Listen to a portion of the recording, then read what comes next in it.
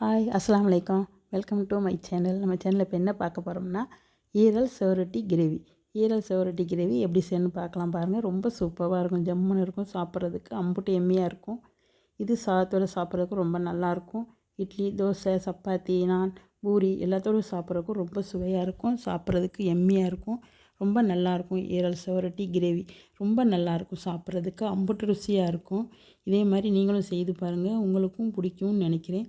எப்படி இருந்துச்சுன்னு கமெண்ட் பாக்ஸில் கமெண்ட் பண்ணுங்கள், மறந்துடாமல் லைக் பண்ணுங்கள். இந்த வாங்க எப்படி செய்கிறேன்னு பார்க்கலாம்.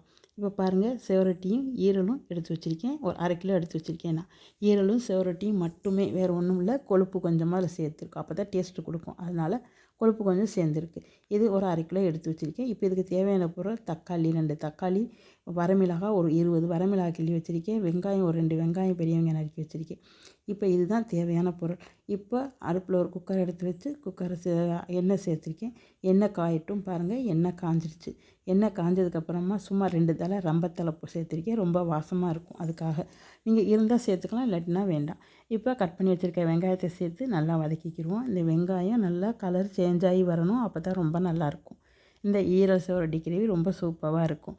இந்த வெங்காயம் நல்லா வதங்கி வரணும். நான் பெரிய வெங்காயம் 2 வெங்காயம் சேர்த்துருக்கேன். நீங்கள் சின்ன வெங்காயம் கூட ஒரு 100 கிராம் சேர்த்துக்கிட்டா ரொம்ப சூப்பராக இருக்கும், சின்ன வெங்காயம் சேர்த்துக்கிட்டா. ஆனால் சின்ன வெங்காயம் இல்லைனால பெரிய வெங்காயம் சேர்த்துருக்கேன் நான். இப்போ நல்லா வதங்கி வரணும். நல்லா வதங்கி வரட்டும், கலர் சேஞ்ச் ஆகி வரணும், அப்போ தான் ரொம்ப ருசியாக இருக்கும், ஜம்முன்னு இருக்கும், சாப்பிட்றதுக்கு அம்புட்டு ருசியாக இருக்கும் சாப்பிட. இப்போ இது நல்லா வதங்கி வரணும். நல்லா வதங்கி வரட்டும். வதங்கி வந்ததுக்கப்புறமா நம்ம வரமிளகாயை சேர்த்துக்கிடலாம். இந்த ரம்பத்தலை இருந்தால் சேர்த்துக்கங்க, இல்லைன்னா வேண்டாம். ஆனால் ரொம்ப வாசமாக இருக்கும், இருந்து சேர்த்துக்கிட்டிங்கன்னா ரொம்ப நல்லாயிருக்கும். இப்போ நல்லா வதங்கி வந்துருச்சு பாருங்கள். நல்லா வதங்கி வருது. வெங்காயம் நல்லா சூப்பராக வதங்கிருச்சு. இப்போ பாருங்கள், நல்ல கலர் இன்னும் சேஞ்ச் ஆகணும், அப்போ தான் நல்லாயிருக்கும். இந்த ஈரல் செவரொட்டி குழந்தைகளுக்கு ரொம்ப நல்லது, உடம்புக்கு, பெரியவங்களுக்கும் நல்லது. கீமோகுளோபின் குறைவாக இருக்கவோ இதை சாப்பிட்டா நல்லது உடம்புக்கு. நீங்கள் குழந்தைகளுக்கெல்லாம் வாரத்தில் ஒரு நாளாவது ஈரல் செவரொட்டி வச்சு கொடுங்க, ரொம்ப நல்லாயிருக்கும். இப்போ பாருங்கள், வெங்காயம் நல்லா வதங்கி வந்துருச்சு. இதில் வரமிளகாயை சேர்த்துக்கலாம். வரமிளகாயை சேர்த்து நல்லா வதக்கிக்கலாம். நான் ஒரு 20 வரமிளகாய் கிள்ளி வச்சுருக்கேன், அதை சேர்த்துக்கிட்டேன். நீங்கள் உங்கள் காரத்துக்கு தக்கன நீங்கள் சேர்த்துக்கோங்க. இது ரொம்ப நல்லாயிருக்கும். கிரேவிங்கிறனால நான் ஒரு 20 வரமிளகாய் சேர்த்துருக்கேன். வறுவல்னால் குறைச்சி சேர்த்துக்கலாம். இதுதான் கிரேவிங்கிறனால கூட சேர்த்துருக்கேன். இப்போ இது நல்லா வதங்கி வரணும், நல்லா வதங்கி வரட்டும். இந்த நல்ல மிளகா கருகக்கூடாது, அதே நேரத்தில் நல்லா சிவப்பாக தான் இருக்கணும், நல்லா வதங்கணும் நல்லா. அதனால் மிளகாய் நல்லா வதங்கி வரட்டும். இப்போ பாருங்கள், நல்லா வதங்கிக்கிட்டு இருக்குது. வெங்காயம் வரமிளகாய் ரெண்டுமே சேர்ந்து நல்லா வதங்கிக்கிட்டு இருக்குது பாருங்கள். இப்போ இதில் பெரிய தக்காளி 2 தக்காளி எடுத்து வச்சுருக்கேன், அதை சேர்த்துக்குவோம். அதையும் சேர்த்து நல்லா வதக்கிக்கிடுவோம். இப்போ இது நல்லா வதங்கி வரணும். இந்த தக்காளி நல்லா குலைவாக வரணும், அப்போ தான் நல்லாயிருக்கும் கிரேவி. தக்காளி நல்லா குலைவாக வதங்கி வரட்டும். இப்போ பாருங்கள், நல்லா குலைவாக வதங்கி வந்துக்கிட்டு இருக்குது, ரொம்ப சூப்பராக. இப்போ நல்லா வதங்கணும், அப்போ தான் நல்லாயிருக்கும்.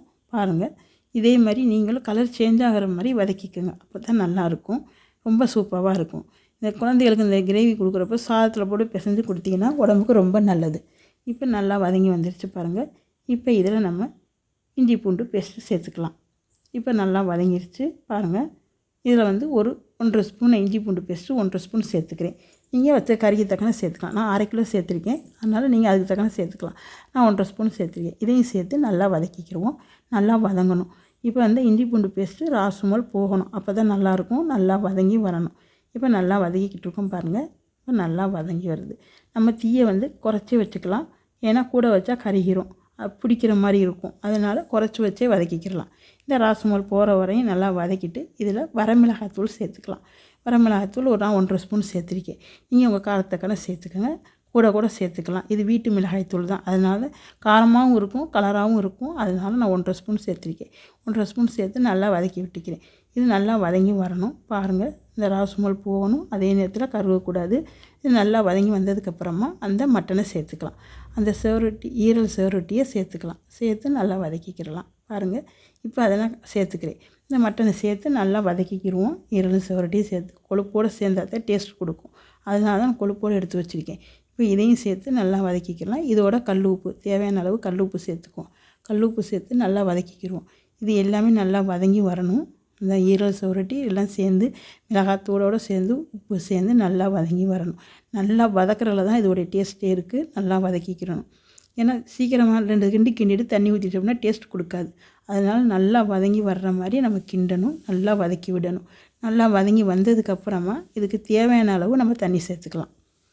இது எத்தனை விசில் வருமோ உங்கள் குக்கரில் அதுக்கு தகுந்த நீங்கள் வச்சுக்கோங்க. நான் ஒரு 4 விசில் வைக்க போகிறேன். எங்கள் குக்கரில் சீக்கிரமாக வெந்துடும், அதனால் நான் 4 விசில் வைக்க போகிறேன். இப்போ நல்லா வதங்கி வந்துருச்சு பாருங்கள். இப்போ இதில் வந்து நம்ம தேவைக்கு ஏற்ப தண்ணி சேர்த்துக்கிடலாம். இப்போ நல்லா வதங்கிருச்சு பாருங்கள். நல்லா வதங்கி வந்து அதில் உள்ள தண்ணி பூரா வற்றி வரணும், அப்போ தான் நல்லாயிருக்கும் டேஸ்ட்டு. அந்த தண்ணி பூரா வற்றி வந்ததுக்கப்புறம் தான் நம்ம தண்ணி சேர்த்துக்கணும். இப்போ இந்த கறி வேகிற அளவுக்கு தேவையான அளவு தண்ணி வச்சுக்கிடுவோம். கிரேவிங்கிறதுனால கூடவே கொஞ்சம் தண்ணி வச்சுக்கலாம். வறுவல்னால் கம்மியாக வைக்கலாம், இது கிரேவி, அதனால கூட வச்சு தண்ணி வச்சு நல்லா மிக்ஸ் கொடுத்துக்குவோம். நல்லா மிக்ஸ் கொடுத்து மூடி போட்டு மூடிக்கிடுவோம் குக்கரை. மூடி போட்டு மூடி 5 விசில் நான் வச்சுக்கிறேன். நீங்கள் உங்கள் விசிலுக்கு தக்கன வச்சுக்கோங்க. நான் ஒரு 5 விசில் வச்சுக்கிறேன். 5 விசில் வர விட்டு ஓப்பன் பண்ணி பார்க்கலாம். இப்போ பாருங்கள் 5 விசில் வந்துருச்சு, ஓப்பன் பண்ணியாச்சு. எப்படி இருக்குன்னு பாருங்கள், சூப்பராக இருக்குது பாருங்கள். நல்லா வெந்து வந்துருச்சு. இப்போ இதை வந்து நான் வந்து இன்னொரு சட்டியில் மாற்றிக்கிறேன். குக்கரை விட்டுட்டு வேறு ஒரு சட்டியில் மாற்றிக்கலாம். குக்கர்லேயே இருந்தால் சரியாக வராது, அதனால் குக்கரை விட்டு வேறு சட்டியில் மாற்றிக்கலாம். இப்போ நல்லா வெந்து வந்துருச்சு பாருங்கள். இப்போ நான் ஒரு சட்டியில் மாற்றிட்டேன். இப்போ மாற்றியாச்சு. இப்போ மிக்ஸ் கொடுத்துக்கிடுவோம். நல்லா மிக்ஸ் கொடுத்து மூடி போட்டு மூடிக்கிடுவோம். கொஞ்சம் நேரம் வேகணும், அப்போ தான் நல்லாயிருக்கும். நல்லா மிக்ஸ் கொடுத்தாச்சு. இப்போ பாருங்கள் நல்லா கொதித்து வருது பாருங்கள். நல்லா கொதித்து வரணும், நல்லா வெந்து வரணும். இப்போ இதில் வந்து தேவையான அளவு கருவேப்பிலை சேர்த்துக்கலாம். கருவேப்பிலை நல்லா வாசமாக இருக்கும், அதனால் கருவேப்பிலை சேர்த்து கொஞ்சம் நேரம் கொதிக்க விட்டு மறுபடியும் தேவையான அளவு மல்லித்தழை சேர்த்து நல்லா கொதிக்க விட்டுக்கலாம். மல்லித்தழை சேர்த்து கொதித்து ரெண்டும் கொதித்து வரல ரொம்ப சூப்பராக இருக்கும்.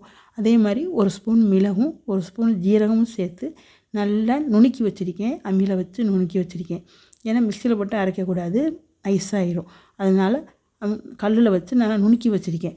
அதை வந்து பொடியை சேர்த்து நல்லா மிக்ஸ் கொடுத்து மூடி போட்டு மூடிக்கிடுவோம். மூடி போட்டு மூடி திறந்து பார்த்தா ரொம்ப சூப்பராக ஜம்முன்னு ரெடி ஆகிடுச்சு பாருங்கள். இதே மாதிரி நீங்களும் ஈரல் சுவரொட்டி கிரேவி செய்து பார்த்துட்டு எப்படின்னு கமெண்ட் பாக்ஸில் கமெண்ட் பண்ணுங்கள் மறந்துடாமல். ரொம்ப நல்லாயிருக்கும் இந்த கிரேவி, சாப்பிட்றதுக்கு அம்புட்டு ருசியாக இருக்கும். இப்போ மூடி போட்டு மூடி திறந்து பார்த்தாச்சு, சூப்பராக ஜம்முன்னு ரெடி ஆகிடுச்சு. இது எப்படின்னு கமெண்ட் பாக்ஸில் கமெண்ட் பண்ணுங்கள். பிடிச்சிருந்துச்சுன்னா லைக் பண்ணி ஷேர் பண்ணி சப்ஸ்கிரைப் பண்ணுங்கள். எங்கள் சேனலுக்கு சப்போர்ட் பண்ணுங்கள், மறந்துடாமல் சப்போர்ட் பண்ணுங்கள்.